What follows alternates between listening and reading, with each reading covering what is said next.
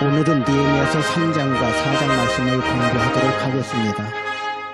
페르시아에서 술 맡은 관원장으로 있다가 느헤미야가 예루살렘으로 돌아왔습니다. 예루살렘으로 돌아오는 길이 쉽지는 않았지만 4개월 동안 기도하고 페르시아 왕의 허락을 받았던 것입니다. 페르시아 왕은 느헤미야가 원했던 것 이상으로 많은 배려를 해줬습니다. 조서도 내려주고 느헤미야를 예루살렘 총독으로 파송해서 성벽과 성문 그리고 도시들을 다시 재건할 수 있도록 허락해 줬던 것입니다. 이것은 진실로 하나님께서 도와주신 결과였습니다. 드디어 느헤미야가 예루살렘에 도착했습니다. 느헤미야가 예루살렘에 도착해서 사흘째 되는 날에 몇몇 사람들과 함께 말을 타고 먼저 예루살렘 성벽을 관찰하고 조용히 자기 처소로 돌아왔습니다. 그리고 성벽을 탐사한 사실을 아무에게도 알리지 않았습니다. 느헤미야서 2장 17절 말씀을 보시면 방백들은 내가 어디 갔었으며 무엇을 하였는지 알지 못하였고 나도 그 일을 유다 사람들에게나 제사장들에게나 귀족들에게나 방백들에게나 그 외에 일하는 자들에게 알리지 아니하다가 느헤미야가 하나님의 이 일을 하는 데 있어서 그 어떤 사람도 의지하지 않고 철저하게 하나님만을 의지했다는 뜻입니다. 그리고 오직 하나님께서 시키는 대로 순종하는 모습을 볼 수 있습니다. 느헤미야서 3장과 4장의 말씀은 느헤미야가 예루살렘 성벽과 성문들을 성공적으로 수리하고 고치고 다시 건축했다는 내용이 나오는데 여러분이 읽어보시면 아주 지루합니다.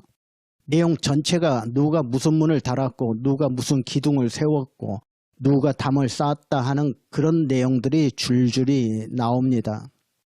그러나 3장 1절에 보시면 그때 대제사장 엘리야십이 그의 형제 제사장들과 함께 일어나 양문을 건축하여 성별하고 문짝을 달고 또 성벽을 건축하여 한메아 망대에서부터 하나넬 망대까지 성별하였고 양문은 양이 다니는 문입니다. 양문을 통해서 성으로 들어온 양들은 하나님께 제사 드리는 데 사용하는데 가장 먼저 하나님과의 관계를 생각하면서 양문을 고치는 것입니다. 성경에서 양문을 제일 먼저 고쳤다라고 나오는 것은 올바른 하나님과의 제사를 확립하고 또 하나님과 관계를 먼저 생각해 봤다 할 수 있습니다. 이런 성경의 말씀을 생각해 보시면서 우리 신앙생활도 마찬가지입니다. 하나님과의 관계가 먼저이고 또 예배가 1순위입니다. 예배보다 더 중요한 것은 없습니다. 여러분도 그렇게 믿으셨으면 좋겠습니다. 느헤미야가 3장에서 여러 사람들이 협력해서 하나님의 일을 하고 있는 모습을 자세하게 기록해 놓았습니다. 먼저 제사장이 앞장섭니다. 그리고 귀족들이 앞장서고 평민들 또 일하는 노비들까지도 다 함께 일을 했다는 것을 알 수 있습니다. 느헤미야 3장에 나오는 내용들을 쉽게 여러분이 이해할 수 있도록 구별해서 말씀드리겠습니다. 첫째는 느헤미야는 성 전체를 42구간으로 나누어서 각자 사람들에게 맡겼다는 사실을 알 수 있습니다. 도시의 성을 수리하고 건축하는 방법에는 두 가지가 있을 수 있습니다. 하나는 한쪽부터 공사를 시작해서 철저하게 마무리하는 것입니다. 그러면 공사하는 기간이 많이 걸리기도 합니다. 또 여러 구간에서 동시에 일하는 방법을 택할 수도 있습니다. 지금 느헤미야는 여러 구간에서 동시에 일을 할 수 있도록 계획을 짜고 또 구간별로 나눠서 여러 사람들이 함께 일하도록 했던 것입니다. 3장 8절 말씀을 보시면 그 다음은 금장색 할헤야의 아들 우시엘 등이 중수하였고 그 다음은 향품 장사 하나냐 등이 중수하되 그들이 예루살렘의 넓은 성벽까지 하였고 금장색은 금을 가지고 세공하는 사람입니다. 이 사람의 손은 금을 세공해서 돈을 버는 사람입니다. 그러나 나 손 다치면 안 돼, 난 빼주세요 하지 않았다는 것입니다. 향품 장사도 마찬가지입니다. 나 장사해야 하니까 일할 수 없습니다 하지 않고 모두가 협력해서 성벽 공사를 했다는 것입니다. 또 여자들도 앞장서서 일한 것을 볼 수 있습니다. 12절 말씀을 보시면 그 다음은 예루살렘 지방 절반을 다스리는 할로헤스의 아들 살룸과 그의 딸들이 중수하였고 딸들도 함께 성벽 돌을 쌓는 일에 앞장섰다는 것, 이것 얼마나 아름다운 모습인지 모릅니다. 두 번째는 각자가 멀리 차 타고 가서 공사한 것이 아니라 자기 집 앞에서, 집 근처에서 공사를 했다는 사실입니다. 자기 동네를 지나가는 성은 자기 동네 사람들이 수리하고 건축했다고 보시면 됩니다. 차 타고 멀리 가서 일하고 오는 것이 아니라 자기 동네 근처에서 서로 일했던 것을 알 수 있습니다.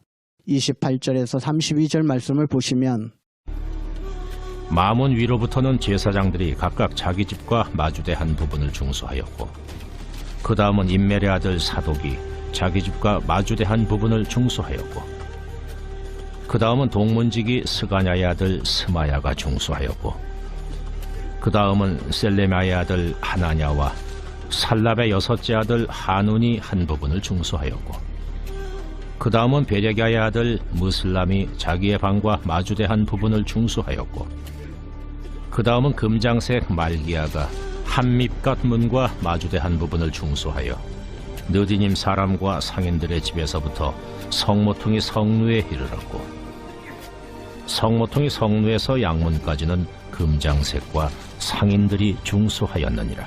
이렇게 하나님의 일을 하면서 누가 한두 사람이 다 하는 것이 아니라 여러 사람들이 나누어서 할 수 있는 일들을 감당했던 것입니다.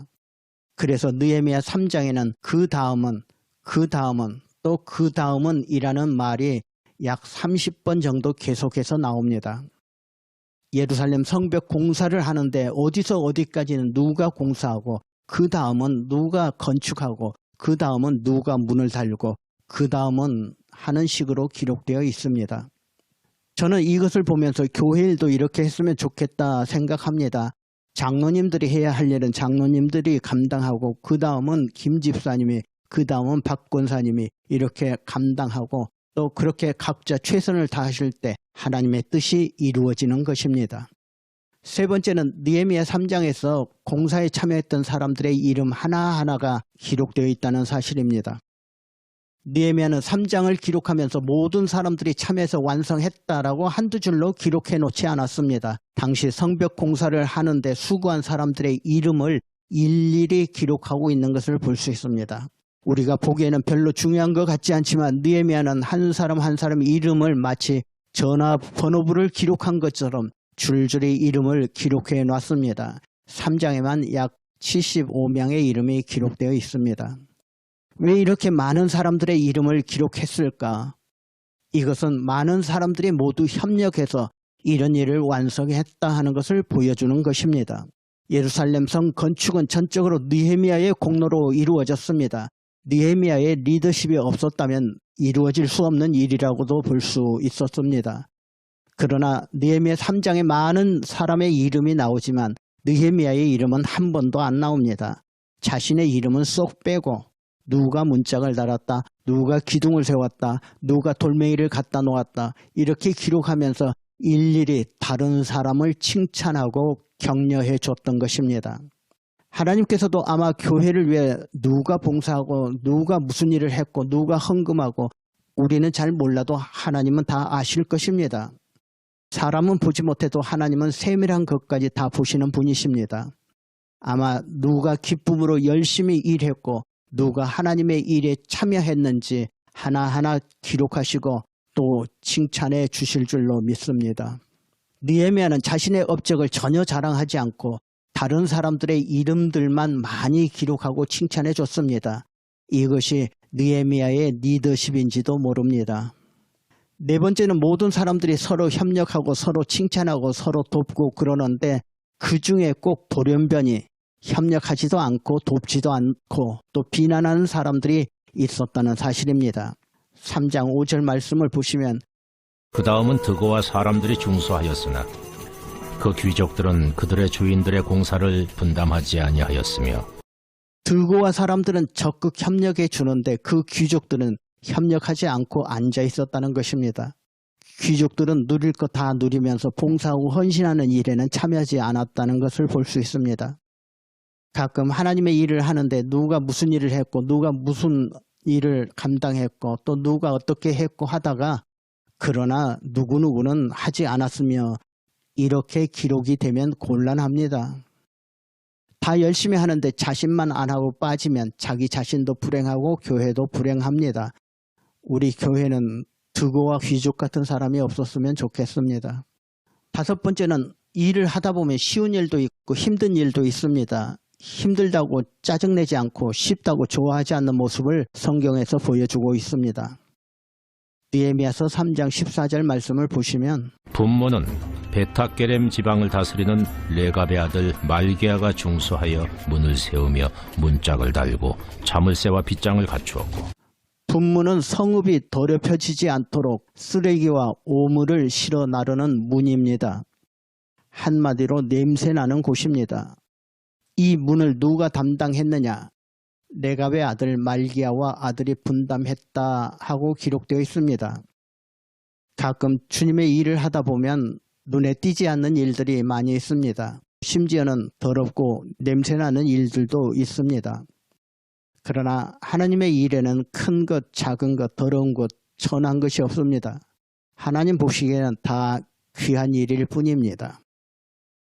여섯 번째, 느헤미야가 무너진 성을 재건하려고 할 때 방해 공작이 많았다는 사실을 기록하고 있습니다.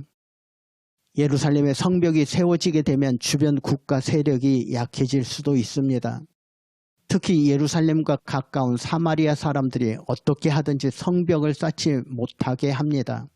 4장 7절에 나오는 말씀을 보시면 산발락과 도비야와 아라비아 사람들과 암몬 사람들과 아스돗 사람들이 예루살렘 성이 중수되어 그 허물어진 틈이 메꾸어져 간다 함을 듣고 심히 분노하여 다 함께 꾀하기를 예루살렘으로 가서 치고 그것을 요란하게 하자 하기로 이들은 미약한 유다 사람들이 무슨 일을 하겠는가?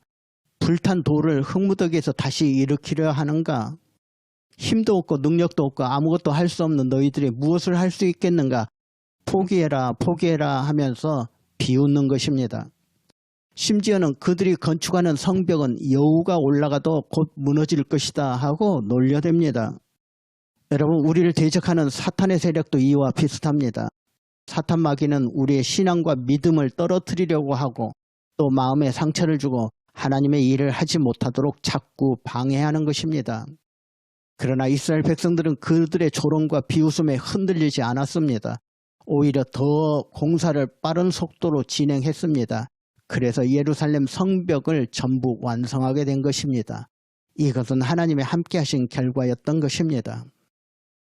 다음 주 수요일에는 내부에서 절망적인 소리가 들려오고 외부에서는 참을 수 없는 비난이 쏟아질 때 느헤미야는 어떻게 해결하고 나가는가를 좀 더 자세히 설명해 드리도록 하겠습니다. 다음 주에 다시 뵙도록 하겠습니다.